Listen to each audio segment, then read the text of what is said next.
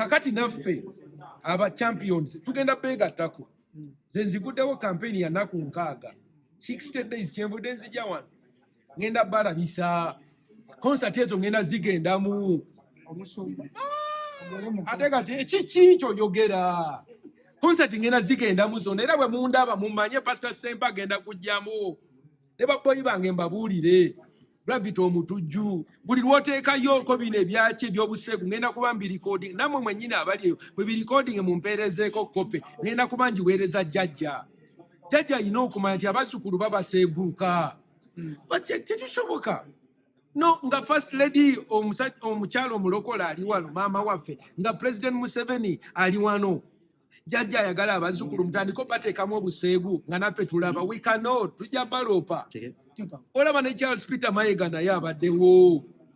kintu kikwatayo kubanga kye mbadde nnwanirira babadde nga nzeka naye kakati waliwo enkyukakyuka kitegeera kati naye nze ntaddewo campaign sijja kugenda ku bigambo byokka ate ne kana akakiiko kano njagala kayingirako banteekeko nange njagala kuyingira mu UCC kubanga ze nange nasoma nva Makerere University mutunuulire Makerere nga tennaba kwonooneka nawangwe nga tannaba gyonoona twaproducinga bagallant intellectuals nga nze kati akakiiko kabali tikannaba kukolebwa era ngenda bagamba ti akakiiko ako kalina okukolebwa era nange balina okunteekako ku technical committee weekend mbadde njogera ne Bebe Cool yazze n'atugamba bw'agenda kuleeta music omupya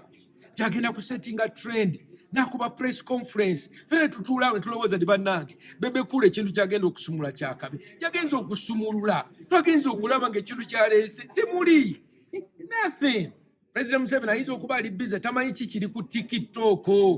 naye abazzukulu bagenda balimu ozambe shifura oza Chifura bwena musanga kakati omulembe president ali mu operation wealth creation abazzukulu bali mu Ozambe.